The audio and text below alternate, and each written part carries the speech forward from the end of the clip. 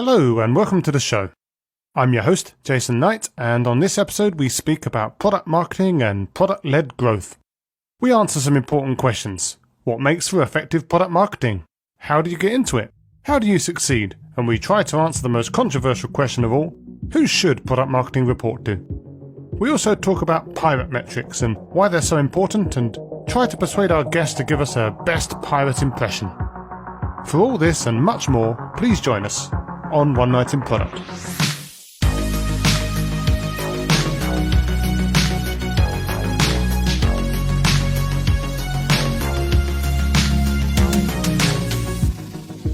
So my guest tonight is Abby Hehemann, a product-obsessed American living in Poland, nacho enthusiast, senior product marketing manager at GetResponse, enthusiastic supporter of pirate metrics, so far unwilling to do a Jack Sparrow impression, but maybe by the end of this interview. Hi Abby, how are you doing? Hey, I'm doing great. How are you doing? I am doing wonderfully well, all things considered. Exactly. Yeah, me too. So first things first, your first ever trip abroad was moving to Poland. Yeah. To live, which is a pretty bold move at the best of times, but also based on your nacho addiction. Is it possible to get good nachos in Gdansk? These days it is. I would say back in 2012 when I was at my height of nacho enthusiasm, it was not so easy and I had to master it myself. So I would say the move definitely helped me become more proficient in the kitchen, cooking my favorite foods. But now I can have pretty much anything delivered, which is great news for my stomach, but not really for my wallet or anything else. It's important to have the creature comforts. Yeah, I agree. So down to business. You're a senior product marketing manager for GetResponse, and we'll get into the product marketing bit in a minute. But first of all, who are GetResponse and what problem do they solve? For sure. So GetResponse is an online marketing platform. So they are solving problems for small business owners who need to market their own product or service, and also larger enterprises, people working on marketing teams, so they can send their email marketing campaigns. GetResponse was founded back in '98 as a straight up email marketing provider, autoresponder solution, but since then has kind of grown with the needs of most marketers out there who don't want to toggle between different platforms. So it's the same place where you can host webinars, where you can actually build landing pages that you drive traffic to from your email marketing campaigns, launch an automated series. So pretty much, my work as a product marketer and all of the different campaigns that I would need to run to market my product, GetResponse actually has the tools that I would need to launch my campaigns. Okay, so do you actually literally dog food yourself onto your own tools and use your own tools to promote your own company? Yes, every day, all day. Excellent. So you're also perfectly positioned to give feedback to the product team then? Exactly. We are heavy customers and constant collaborators and feedback givers to our product team. Oh, that's good. Keeps you close to it. Exactly. You touched on it a little bit, but what specifically is your role then? What are your main areas of responsibility at GetResponse? So the easiest way, and I think what people think the most about whenever they're first thinking about product marketing or what we do, is for like launching products. So a new product has been developed and now we need to go to market. And that's kind of the first thing that people think about. And is a huge part of my job for leading the product marketing team at GetResponse is, letting existing customers or potential new customers to GetResponse know about this awesome new solution or tool that we have. But so much of what goes into properly launching products is a lot of other work that falls within product marketing, which is really owning and actioning out customer and market research, because you cannot properly launch a product without knowing the customers or the landscape, the competitive landscape in which you're launching it into. So that's kind of really where so much of the foundation of product marketing lies, so that you can properly launch that product. It's positioned for the right people to see it and buy it. And then all of the content that could go into those product launches, and ongoing customer interviews and surveys. These are kind of things that all facilitate campaigns that will run that are part of your ongoing day-to-day work. Yeah, that's great. And I've worked with some fine product marketers myself in my time. How's your relationship with the product team there? I mean, do you work very closely with them, and how soon in the kind of product life cycle do you get involved with those to make sure that you can land that message? For sure. So I work extremely close with our product development team. I've been at GetResponse for a long time. I would say over 8 years, which is quite a long time. these days. But so that obviously over time has facilitated a very close relationship and really building really close bonds, which are essential, I would say, to keeping that communication open. And to speak to the second question about how early, should product marketers be involved? This is, I think, a much love-hated subject between probably both product owners, managers or product marketers. Never early enough, I could say, is probably how you talk about it, but, how a lot of people feel about it. But if you do have that relationship and that trust built and that value that you provide to product owners, they would be coming to you super early with the idea, with this potential roadmap item that they have to learn from you about how you think this would sell, what customer segment would be ideal for this, what do you think customers would require from the development team to deliver. So if you're actually providing the value of that knowledge and proven experience, you'll get the product, I would say, pretty early, much earlier than if you just position yourself internally as the person to come to send the launch email. Because then you're never going to get it early enough. You'll get it when they're done. It feels like probably most people that work at GetResponse should probably be able to send a launch email as well, given what the platform does. Exactly. There should be, most of us are end users day to day of the GetResponse end product. And that's another cool thing about GetResponse is everyone's onboarded. Every person from, HR to accountancy to product owners, customer support have a full product onboarding because all of us need to use the tool. No, it's really interesting. And I think it's really true that you need to get people involved as soon as possible. So you're not just like punting the ball over the fence at the last minute just to, like you say, send the email. So you're literally involved up front at the kind of discovery phase onwards. Is that right? Definitely. Yes. Of course, obviously, as we know in real life and the way the development goes, whether it's something as, super small as an update release or it's a totally new landscape changing feature functionality, we really try to create a lot of frameworks to help clear those gaps. So you can tier your positioning, you can tier the product launches so that you can actually better know and create these very clear paths so people know when they're checking their little boxes for things they need to do. You're one of those boxes if it's the right type of development. Absolutely. Now, talking of pilot metrics, which I know that you've spoken about before, mm-hmm.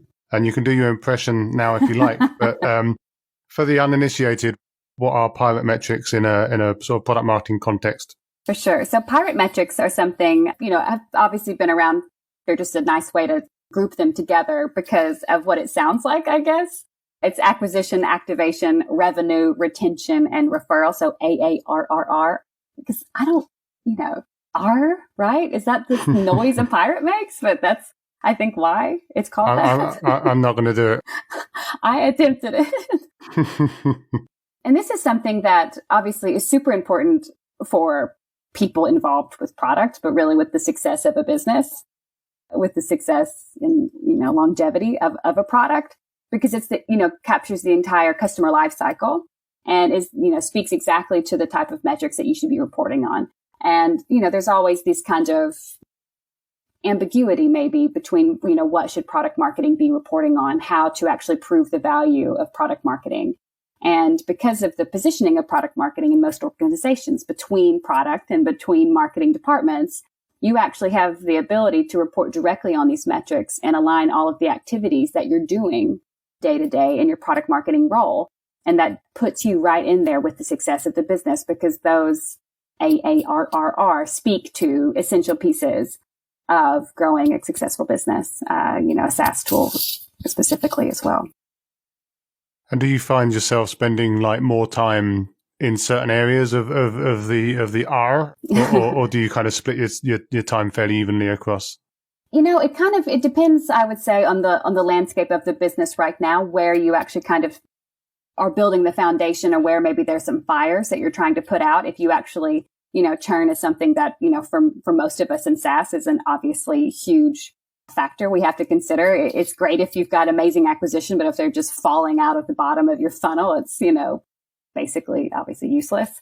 So, if you try to see some spikes, obviously, if you start to see, we have, rising churn the past month, you have to go research what's going on, and see if you can enact any tests or hypotheses to kind of help counteract that. But it also depends on, I guess, obviously the stage the life cycle that your own business is in, the maturity of the business, right? If you're just a super scrappy startup, or if you're a little bit more mature and you have some channels actually running quite smoothly and performing well, and you can actually start running some experiments on other aspects of it. So to answer the question, not exactly right now, I can speak to GetResponse. We're really getting to spend this first quarter really honing in our activation. Okay. So activating users to GetResponse. So we've acquired them, and now we want to increase our activation rates. And are you quite data led with regards to that? Like, do you kind of run dashboards and start looking at when certain numbers are falling out of bounds that you've agreed, or is it much more subjective and qualitative than that? Yeah, thankfully, we have quite a mature team, I would say, across product and marketing, a really, really cool data analyst team as well to help us visualize and not spend a lot of time digging out this data, but rather building out some funnels with the metrics that we have determined for each R, basically. And then we can actually see some trends and see the opportunities and threats that we have. So it's quite plain for us to see. And that's been a huge improvement, I would say, for us over the last year or so. We've had a lot of amazing analysts join the team, or a few, I would say. So not spending a lot of time digging this data out and making these assumptions, but rather plainly able to see where these opportunities lie. And do you have like a big red siren or something that goes off when numbers go too bad? Well, it used to be when we were all in the office together, we did have cool big screens up, basically, that helped us see, keep an eye on sales, an eye on revenue, see how we were doing, day over day, week over week, pretty much. But now we have, systems in place and reports in place where we monitor things like churn or how our retention rates are looking. So these are things that are monitored on a regular basis that have actual owners who can bring attention to applicable stakeholders when necessary. Very cool. Yeah. Now, you moved to Poland around 8 years ago, give or take, to work for GetResponse. Mm-hmm. But you didn't start out in marketing or product marketing. You started out in customer support, customer success, community management. Mm-hmm. So you've obviously got quite a varied portfolio within the company. But how did you move from those original roles into sort of product marketing, and what made you make that move? Yeah, it's a great question. And I think customer support or customer success is a really amazing entry point these days into product marketing. I think it really arms you with, what is necessary for success in product marketing, which is a supreme knowledge of the product and a supreme knowledge of your customers. So customer support and success is an amazing entry point. And that's pretty naturally how it started for me. I had lots of ideas about the product. Customer success representatives who have day-to-day supreme access to your customers are so creative with the product, and they have so many solutions that they come up with that I think the people who build the product never even have the opportunity to explore. So that creates so many more ideas. And so that was, for me, I started seeing more needs of customers. I started seeing more opportunities. And so I was able to kind of just escalate that, bring that to the attention of management. And then this was quite a while ago, really. I would say more like 5-6 years ago, I was able to kind of pivot from customer success into product marketing. And it was relatively new back then, I would say, product marketing. I didn't know much about it. Back then, I didn't see many job roles, for example, for product marketing back then as I do now. But it kind of naturally became a position for me in the company because of the very natural organization, I would say, of customer success knowledge, product knowledge, and then ideas for growth. But did you have any marketing background from before, or did you have to kind of learn on the job? Yeah, I had an MBA, but so you can pretty much say that you've got, this like foundational knowledge from school, but I really do have to admit there's just obviously nothing that comes from hands-on experience and actually doing the work. So of course I had some foundation, some knowledge there of some best practices and, some terminology, but I would really say being in there and seeing other people work, having mentors in the company is really what led to that pivot. And did you find any kind of books or courses or anything like that were really foundational for your journey in? Aside from obviously the on the job training, did you use any resources that you would recommend to other people trying to make the switch? What I would say nowadays, and I recommended it back, I think when you and I first encountered each other, was this April Dunford, because that's what I think, if you can master those, obviously awesome. So a book all about positioning products. I think if someone could get to that early, way earlier than I did, I've only really been exploring deeper into that and looking to master that as much as I can the last, let's say, year and a half or so. If I could have had that knowledge back then and all of my everyday customer support, access to customers, who knows where I could be, now. But seriously, I think mastering those concepts, but still having the work every day with your product and with your customers, and you're not kind of bogged down by some of the other maybe, management things that you have to do or other day-to-day tasks. I would obviously recommend these, thinking about positioning, thinking about, how you're going to be different from your competitors or from your alternatives, and keeping that at the forefront of your mind before you start building a bunch of frameworks or paths that don't speak to that. So I've read obviously Awesome. I think it's a fantastic book, and I think also April Dunford's always really good value in her talks and sort of webinars that she's done as well. So definitely recommend that to anyone. Another thing that I've seen in kind of product marketing circles and in past and stories that I've heard is that because not all companies necessarily even really understand what product marketing really means, and perhaps just think they should have a product marketing person, but they don't really know what to do with that person, that person kind of gets dragged into just traditional marketing and sort of, which is, still in itself a valuable role, but very different. So sort of lead gen and conferences and outreach and stuff like that. Do you, or have you been dragged into that as part of your role, or do you feel that product marketing is distinct enough within your organization that you've been able to concentrate on it properly? I would say now, as I mentioned, with the really mature marketing team and product teams as well, I am able to enjoy this distinct responsibilities and really make sure that my activities and my team's activities are speaking to these most important metrics for the business, and where for each quarter we have actually roadmapped out our key initiatives and key goals for that quarter. So it's able to be, I'm able to enjoy that specificity in my work. But again, early days, things are a lot more hectic. Maybe people obviously in startups that have 2-man armies or whatever to actually get these things done. Of course, you're going to be doing a bit more. But that's why I think if you stick to these, let's say, pirate metrics and tie yourself specifically to the money of your business, the new money you're getting and the recurring money that you keep, and how do you make sure that if someone asks you to create a sales deck or they ask you to create a one-pager, cool, but walk it back a little bit before you just be the yes man, and do whatever someone asks you, because obviously you want to be super collaborative and available for assistance, but walk it back a little bit before you say yes. And how is this going to speak to this particular metric? I have this on my agenda for the day or for the week or for the month or for the quarter. Is this one specific customer you're trying to land asking for this? And if they have the potential to bring enough to the pipeline, maybe it is worth it, but maybe it's not. Yeah, that's that typical kind of battle between like what's right in front of you and the big picture. And I think it's absolutely fair enough. And something that I've struggled with in the past is, everyone wants to be helpful, right? Like what you said, it's always there's always that just little thing that you can do to help. But the problem is that sometimes that starts to take over, and then you're unable to make a real meaningful difference in your day job, which seems unpleasant. Definitely. And I'm totally guilty of that. I have said yes to way too many things. It was a waste of time. It was the noisiest. What is that phrase? I can't remember. The person who makes the most noise or whatever gets the most attention or the most help.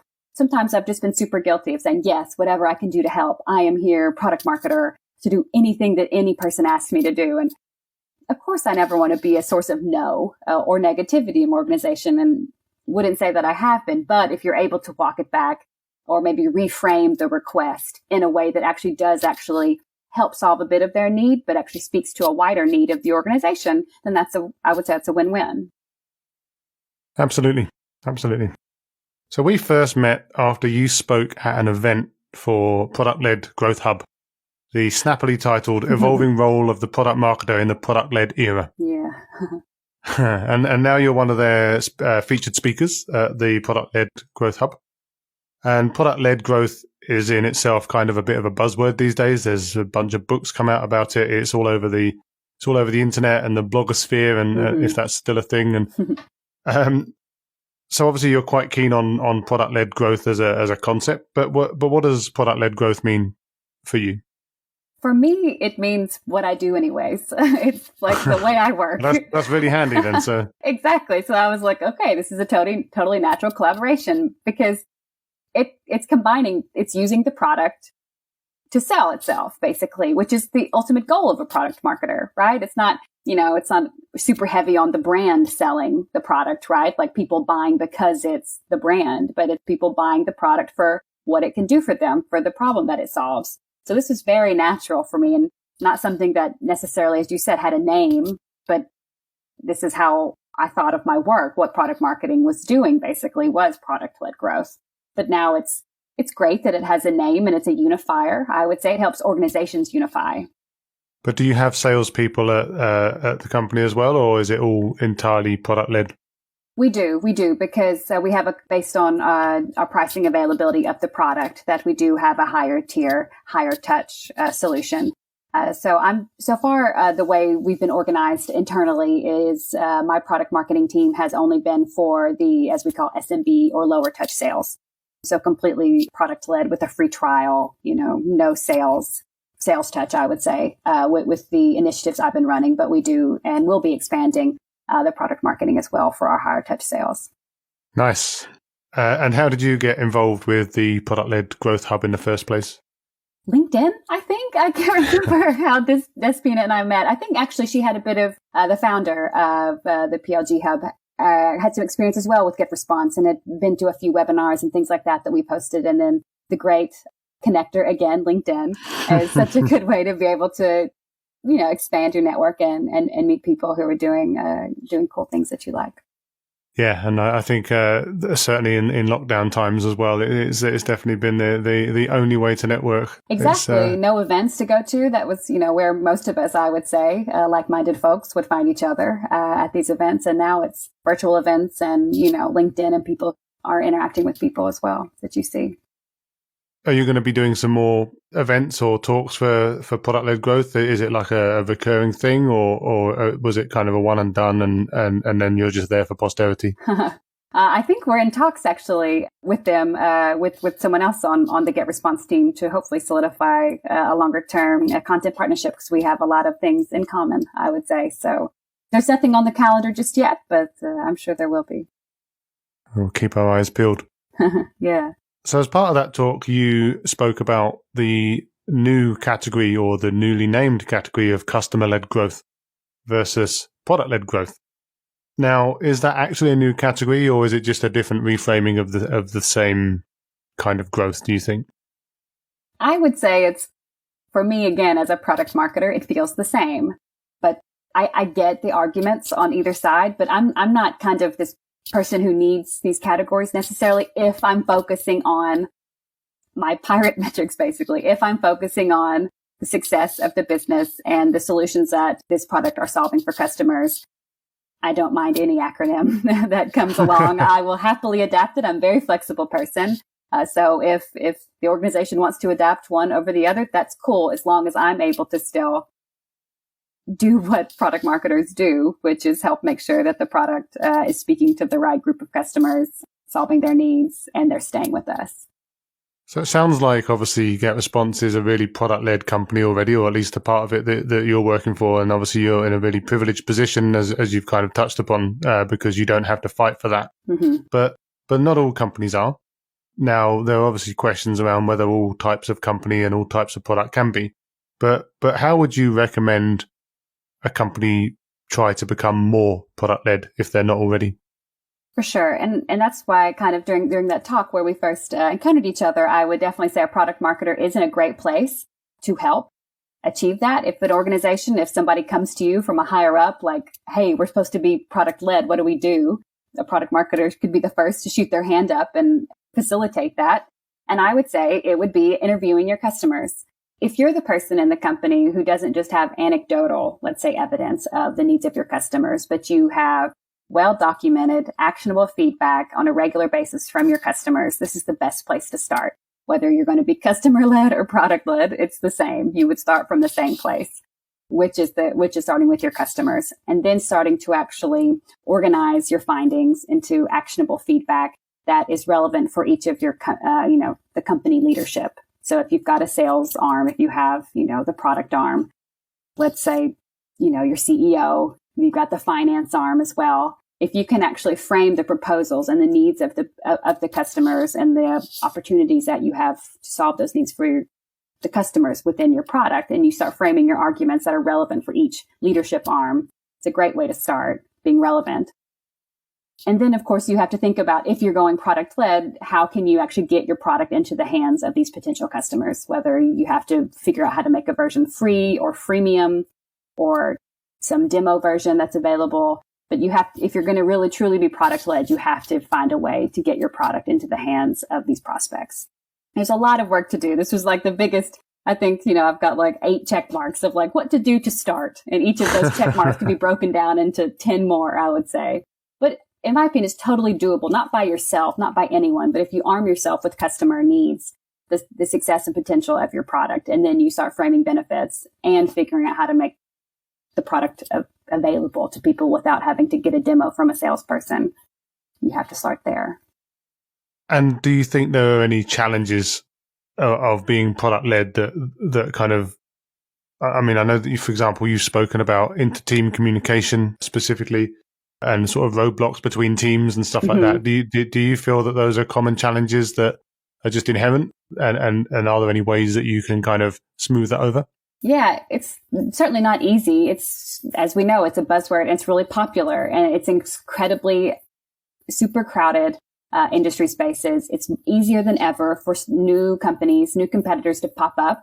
People can hire agencies. Now we can see that people can more easily hire remote workers. They can hire the best of the best from all over the world, cheaper, access to labor, to super talented labor. So it's definitely not easy. You're not going to get to enjoy some, months or years of being the only person doing what you're doing. It's not possible. But I would just say really focusing on the value that your product delivers and how it's unique. And because why would you be developing a product or trying to sell a product that is exactly the same as someone else? Nobody's doing that. They're not, they're not totally, Not for long anyway. Yeah, goofy, exactly. Setting out to do something exactly the same as someone else is doing. There's always that spin on it. And so if as a product marketer, someone who's actually helping to lead this initiative keeps everyone completely focused on how to exploit that uniqueness and how to find the people who are most likely to benefit from that uniqueness, then that's like how to be the steady North Star for your organization. Is people will be tempted to start, going outside of that. But if that's the focus, that's the only way you get new customers, if everyone's aligned on that goal. But yeah, it's not easy. So I'm going to try and stoke some controversy now. Where do you feel that product marketing should fit within an organization? Should it report through the product line up to, say, the CPO or the VP of product, or should it go through marketing to the CMO or the VP of marketing, or should it go somewhere else? I love the way we do it at GetResponse. I officially report to the CMO, who reports to the COO.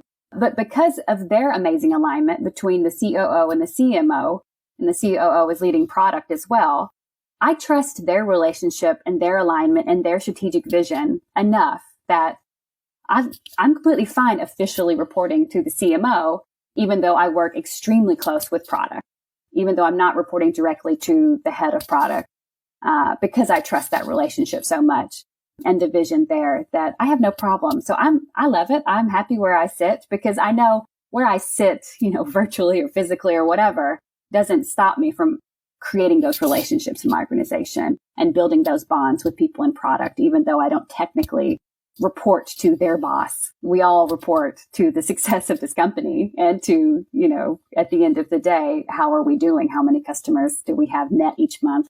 What's our ARPA looking like? If we have some of the same metrics that we're reporting on, that also does help overall to make sure that we do have some of these similar metrics to report on for different areas of product and marketing to make sure we're on the same page. So it's kind of like the acronyms. I don't really care where, as long as I can do what I need to do.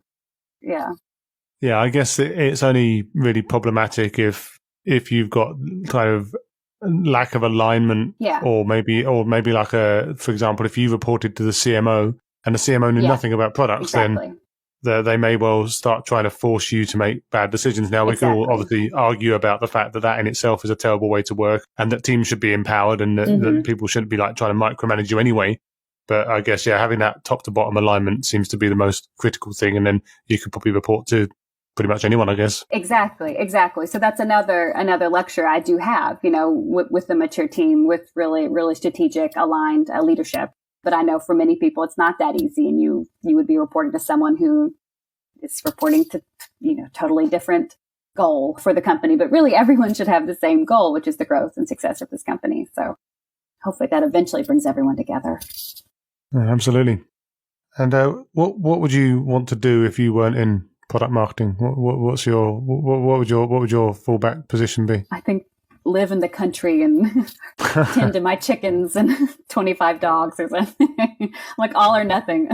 Oh wow! So it's not like just a slightly different job in the same space. It's like you're either product marketing or full on countryside dweller on a farm.